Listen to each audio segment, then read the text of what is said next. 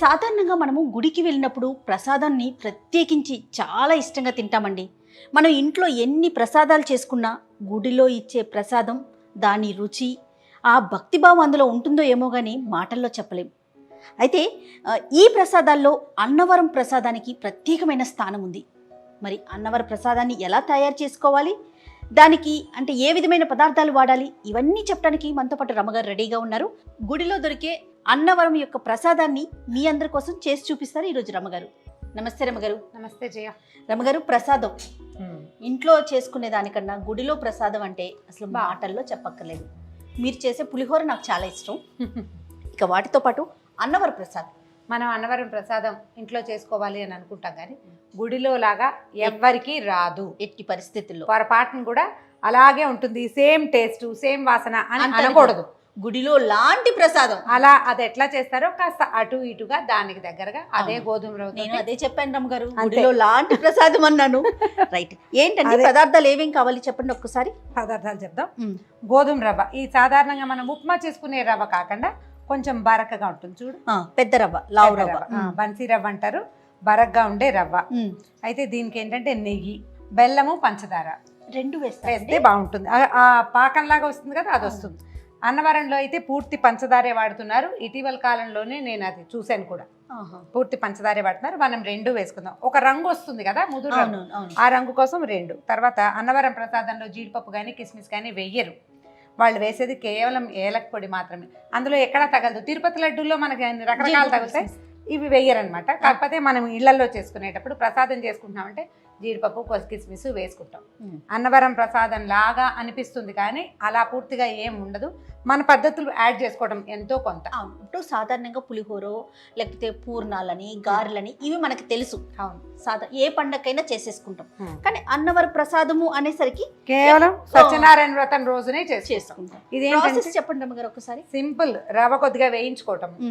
రవ్వ, ఒక గ్లాసు రవ్వకి 3 గ్లాసులు నీళ్లు పోసి రవ్వని బాగా మెత్తగా మృదువుగా అయ్యేదాకా ఉడికించుకోవటము.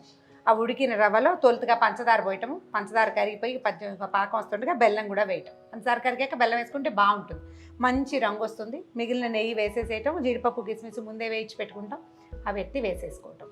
దీనికి ఏంటంటే ఒక్కొక్కళ్ళకి ఒక్కొక్క కొలత. ఒకటికి ముందే అసలు రవ్వ వేయించకుండానే ఎసట్లో పోసేసే పద్ధతి ఒకటి. కొంచెం వేయించిన రవ్వ ఎక్కువ రుచిగా అనిపిస్తుంది. నేను అది ఇది కూడా చేసి చూశాను. వేయిస్తే బాగుంది అనిపిస్తుంది, అందుకని వేయిస్తామన్నమాట. పాకం ఎలాగండి? ముదురు పాకం. ముదురు పాకం అది వచ్చేస్తుంది మనకు, అది జిగురు వస్తుంది బాగా, మనకు కనపడుతుంది. అది కొంచెం అంటుకుంటున్నట్టు ఉంటుంది. ఆ సమయంలో నెయ్యి వేసుకుని దింపేసుకోవాలి. సూపర్. కాకపోతే మనము దీన్ని స్వీట్ డిష్గా చేసుకోము. ఎప్పుడు ప్రసాదం అంటే సత్యనారాయణ వ్రతం చేసుకుంటున్నప్పుడు, ఇంట్లో ఏదైనా వ్రతం ఉంటే, కొంచెం మన కృష్ణుడికి సంబంధించిన పూజలు ఏమైనా ఉన్నప్పుడు కూడా చేసుకోవచ్చు. కొంచెం నెయ్యి వేసి ఏం చేద్దామంటే కాస్త జీడిపప్పులు, కిస్మిస్లు వేయించి పక్కన పెట్టేసుకుందాం ముందు. ఇదివరకు చెక్క లాంటి ప్రసాదం కూడా దొరికేది రమ్మగారు, ఇప్పుడు కూడా దొరుకుతుంది. బంగి ప్రసాదం అంటారు, దొరుకుతుంది. ఇప్పుడు కూడా దొరుకుతుంది. ఇప్పుడు అంటే అది నిలవ ఉండటం కోసం. ఇప్పుడు ఈవెన్ ఇది కూడా ఉంటుంది కానీ ఎక్కువ రోజులు ఉండదు. ఈ సత్యనారాయణ స్వామి ప్రసాదం ఏంటంటే ఆ వేడి మీదే విస్తరిలో వేసి కట్టేస్తారు కదా, ఆ విస్తరి యొక్క ఘుమఘుమ, ఆ చెట్టు ఆకు తాలూకు ఘుమఘుమ, తర్వాత ఆ వేడి మీదే ప్యాక్ చేయడం వల్ల అదొక డిఫరెంట్ టేస్ట్. అదేంటంటే అది ఒక 4-5 తినేయం మనం ప్రసాదంలాగా. ఒక్క నలకంత పెట్టినా అది అమృతంతో సమానంగా. రుచే వేరుగా ఉంటుంది. రుచే వేరుగా ఉంటుంది.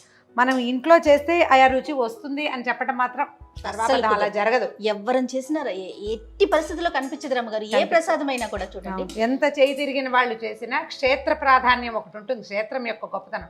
తిరుపతి లడ్డు ఇప్పుడు మనకి ఎన్ని చోట్ల అద్భుతమైన స్వీట్ షాప్స్ ఉన్నాయా, ఎవ్వరికి ఆ రుచి రాదు. తిరుపతిలో ప్రసాదం అందులోనే ఉంటుంది, క్షేత్రం వల్ల. ఎలా రమ్మగారు, ఎందుకని అంటారు అంటే ఆయనకి ముందు నైవేద్యం పెట్టేశాక దానిలోకి ఏదైనా ఒక శక్తి లాంటిది వస్తుందంటారా? అంటే ఇప్పుడు మనం తీసుకునే ప్రసాదాలన్నీ నైవేద్యం పెట్టబడతాయో లేదో తెలియజేయ, కొన్ని పెట్టబడతాయి. ప్రధానమైనది ఏంటంటే ప్లేస్, ఆ ప్రాంతం వల్ల అని నేను నమ్ముతాను. నాకైతే చాలా గట్టిగా ఉద్దేశం ఉంటుంది. అవునవును. ఇప్పుడు తిరుమల వెళ్తామా మనం, నువ్వు ఏ వెంకటేశ్వర స్వామి దేవాలయానికైనా వెళ్ళు, మామూలుగా వెళ్తాం వస్తాం, అర్చన చేయించేసుకుంటాం, నిలబడి చూస్తూ ఉంటాం. అదే నువ్వు తిరుమలలో నువ్వు ఎక్కడ నీ దృష్టి పెడితే నీ దృష్టి అక్కడే అయిపోతుంది. స్వామిని పైకి కిందకి మనం చూడగలమా? అసలు చూడడం ఏంటి, చూసి వచ్చిన తర్వాత ఏం చూసావో చెప్పు అంటే కళ్ళు మిరుమిట్లు గొలుపుతుంటుంది. క్షేత్రంలో ఉంది అది. అవును అవును. కాబట్టి ప్రసాదాలు కూడా అంతే. జస్ట్ మనం ఒక పదార్థం ఇది చేసుకుంటాం. సత్యనారాయణ వ్రతం అప్పుడు చేసుకుంటే ఇది కూడా చూడు 2-3 గ్లాసులు కేజీలు చెయ్యం, కొద్దిగా చేసుకుంటాం. 1 కేజీ బాబు. అన్నవరం ఏమన్నా వెళ్ళారండి ఈ మధ్యలో? చాలా రోజులు వెళ్ళాను, ఒక 3 ఏళ్ళు అయినట్టుంది. ఇదే పరిస్థితుల వల్ల వెళ్ళలేకపోతున్నాం ఎక్కడికి. పరిస్థితుల వల్ల వెళ్ళలేకపోతున్నాం, అవన్నీ మరి ఇబ్బందులుగా ఉన్నాయి కదా.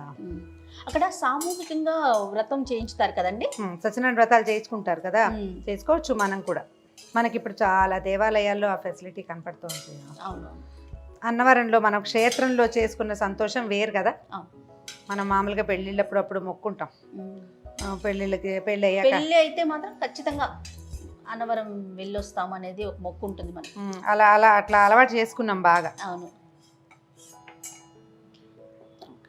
రవ్వ ఇచ్చేసి చెప్తా. కొంచెం లావు రవ్వ అయితే మీరు అన్నట్లుగా బాగుంటుంది. దీన్ని బాగా సన్నటి మంట మీద నిదానంగా వేయించాలి. ఇది ప్రసాదం ఏంటంటే గబగబా రవకేసరిలాగా టకటకలాడించడానికి మాత్రం కుదరదు, కొంచెం తాపీగా చేసుకోవాలి. మీన్ వైల్ మనం ఏం చేద్దామంటే ఈ రవ్వ వేగే లోపల దీనికి సరిపడా నీళ్ళని పక్కన పెట్టుకుని కాచేసుకుందాం. రైట్. ఇది చేసేటప్పుడు ఏంటంటే ఇది అడుగంటుతుంది, అందుకని ఇది వేయించుకోవాలి. మొదటిది పాత్ర కొంచెం మందపాటి పాత్ర పెట్టుకోవాలి. ఓకే. రమ్మగారు నీళ్ళు పోయినా 1కి 4 గ్లాసులు పోసుకుందాం జయ. 1కి 4. ఇది వేగటానికి నిదానంగా వేసుకోవాలి. అవును. ఉడకటానికి కూడా నిదానంగా ఉడికితేనే ఇది బాగుంటుంది అన్నమాట. ఓకే.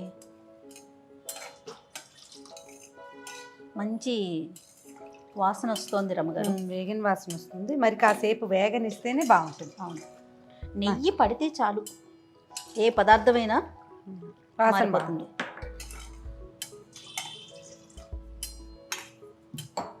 స్టవ్ ఆన్ చేసి తక్కువ చేయనండి, పర్వాలేదా? పర్వాలేదు. పూర్తిగా వేగిపోయింది చూసావా, మంచి బ్రౌన్ కలర్ వచ్చింది. అవునవును. స్టవ్ ఆపేసేద్దాం. మనమేమో ఆ గిన్నె పెట్టుకున్నాం కదా, ఏం చేద్దామంటే ఆ గిన్నెని దీని మీదకి షిఫ్ట్ చేసుకుందాం. ఓకే. ఒక్క నిమిషం దీన్ని వెలిగిస్తాను, ఎందుకంటే ఆ స్టవ్ పెద్దది కదా. అవునవును.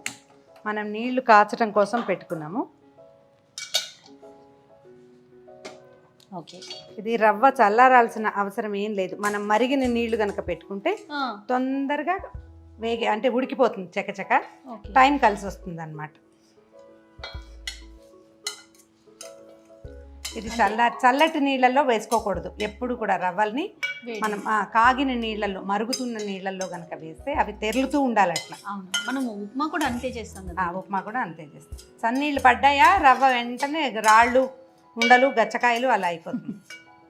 దీన్ని కనీసం ఒక 10-12 నిమిషాల పాటు ఉడకనివ్వాలి. మనం 1కి 4 నీళ్ళు పోసాము, అదంతా రవ్వ పీల్చుకుని బాగా మెత్తగా అయ్యేదాకా దీన్ని వదిలిపెట్టేసేయాలి.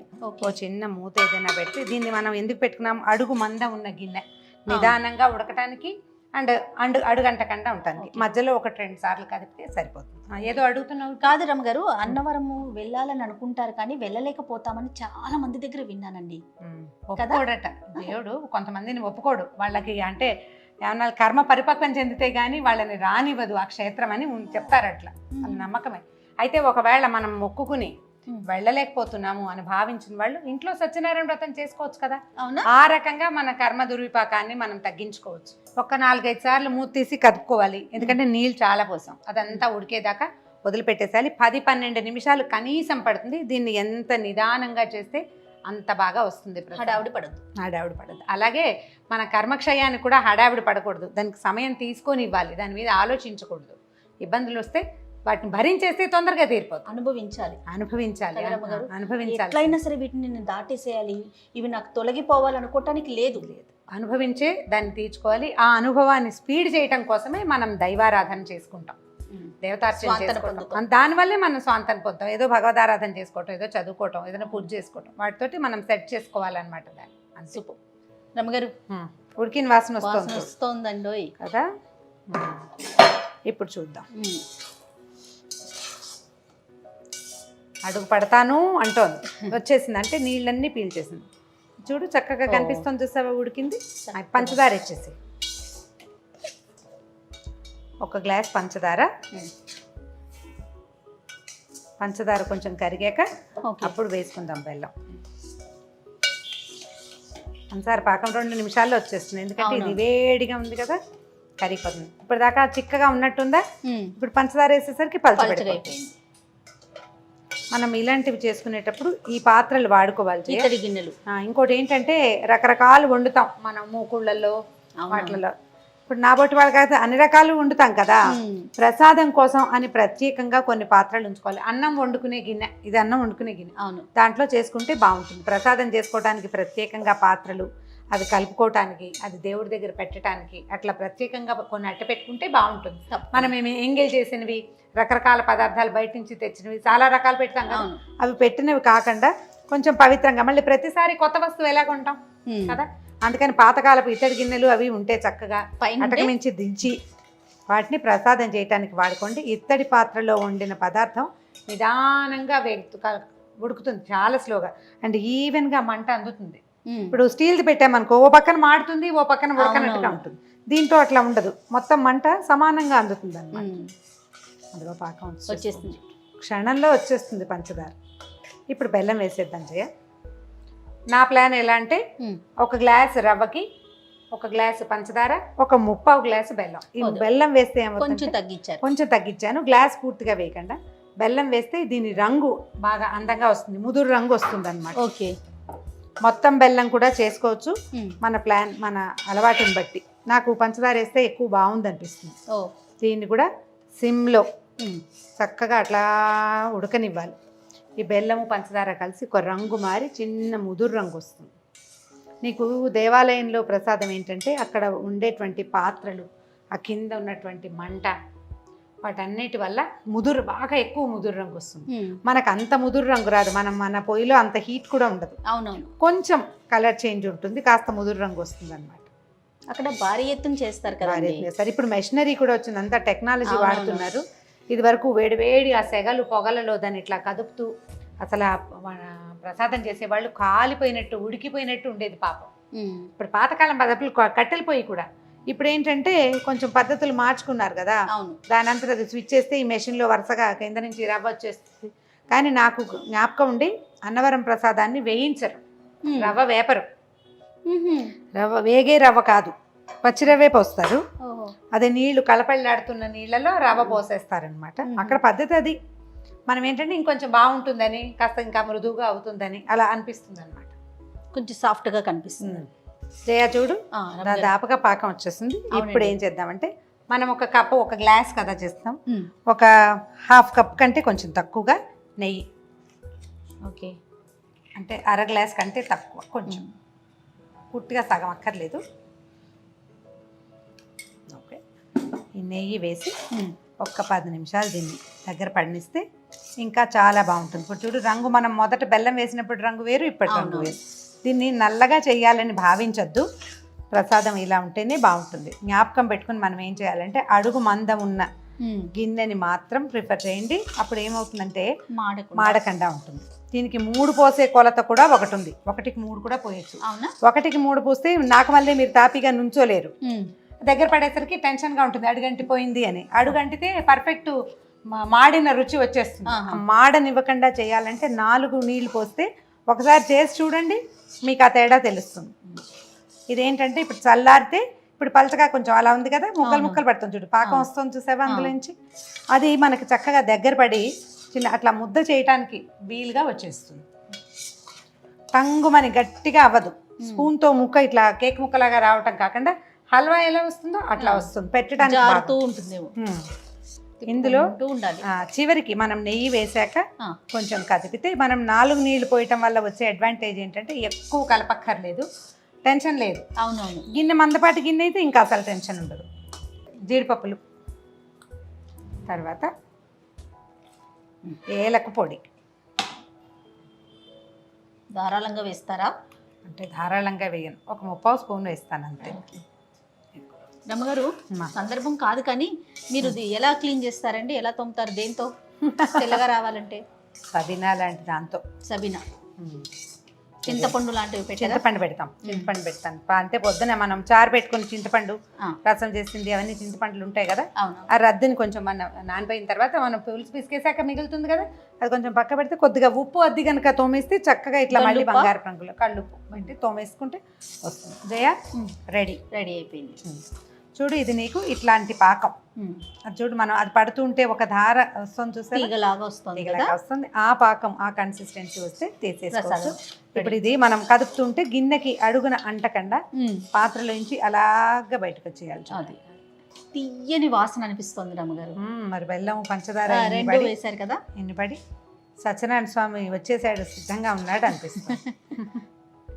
దీన్ని ఏంటంటే మనం నైవేద్యం పెట్టుకునేటప్పుడు ఏం చేయాలి, గిన్నెలో ఈ పాత్రతోటే కాకుండా మనం ఎక్కువ చేసామనుకో ఇంకా ఆ పాత్రతోటే పెడతారు. ఇట్లా ఒక గ్లాసు 2 గ్లాసులే చేసుకుంటే పళ్ళెల్లో ఒక విస్తరాకు కానీ అరిటాకు కానీ పరిచి దాని మీద ఇది వేసేసి చక్కగా పైన మళ్ళీ కొంచెం నెయ్యి వేసి ప్రసాదం పెట్టడము. అంటే నైవేద్యానికి ఒక స్పూన్ మళ్ళీ నెయ్యి వేయటం, 2 అరటిపళ్ళు చెక్కు తీసి చక్కగా 2 పక్కల పెట్టి నైవేద్యం చేస్తే అరటిపండుతో సహా కూడా నైవేద్యం పెట్టుకుంటాం అన్నమాట. రెడీ చేయ మనకు కావాల్సిన పర్ఫెక్ట్ కన్సిస్టెన్సీ వచ్చేసింది. అవునండి. పళ్ళెంలో పెట్టుకుందామా? పళ్ళెం కాదండి, ఇందాక మీరు ఏం చెప్పారు, అరిటాకు కానీ అన్నారు కదా, అందుకని అరిటాకు ప్రత్యేకించి ఇప్పుడు మళ్ళీ పంపించి మరీ తెప్పించాను. సరే, ఖచ్చితంగా ఆ ఫీల్ రావాలని. మీరు వేడి వేడి అన్నం కానీ ప్రసాదం కానీ అరిటాకులో వడ్డించుకుని తినండి. దాని రుచి, దాని వాసన, అది ఇచ్చే సంతోషం, భోజనం చేసిన తృప్తి ఇంక ఏ పదార్థము ఇవ్వదు మీకు. సంతోషం భలే ఉంటుంది. అది మంచి మాట చెప్పారు మీరు. అన్నం తినటం ఎందుకు జయ? ఆత్మానందం కోసం కదా. ఏదో తినేస్తాం టైం బీయింగ్ మనం. అయితే ఎప్పుడైనా ఒకసారి ఇలాంటి ఆత్మానందాన్ని పొందాలి ఎవరైనాను. అవును. చూడు మనం ఎంత చేసాం, 1 గ్లాసు, ఎంత ప్రసాదం అయింది. ఓ సత్యనారాయణ వ్రతం ఒక 15-20 మందికి తలా ఒక ప్రసాదాన్ని మనం అంటే స్వీట్ డిష్గా భావించాం కదా. అవునవును. కరెక్ట్గా మనకు కావాల్సినంత తలా కాస్త చెంచా ప్రసాదం తింటే తృప్తిగా ఉంటుంది. సరేనా రమ్మగారు? 1 స్పూన్ నెయ్యి మన సిగ్నేచర్ అనమాట. ఆ వేడికి అదే మీద నిదానంగా కరిగిపోతుంది. ఇదిగో నీ కమ్మని సత్యనారాయణ స్వామి ప్రసాదం రెడీ. అరిటాకులో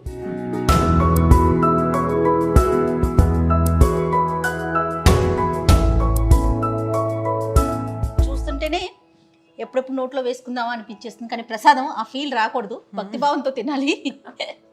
థ్యాంక్ యూ అండి, థ్యాంక్ యూ. పచ్చకర్పూరం వేసుకోవచ్చు మీకు అలవాటు ఉంటే. నేను ఇప్పుడు అదే అడుగుదామను. పచ్చకర్పూరం ఒక ప్రాక్టీస్ అలవాటు ఉండాలి, అందరికీ నచ్చదు అది. అవునవును. ఒక చిటికెడు పచ్చకర్పూరాన్ని యాడ్ చేస్తే అదొక డిఫరెంట్ ఫ్లేవర్. ఇంకా కొంచెం అంటే దేవాలయపు భావన హెచ్చుగా వస్తుంది దాంతో.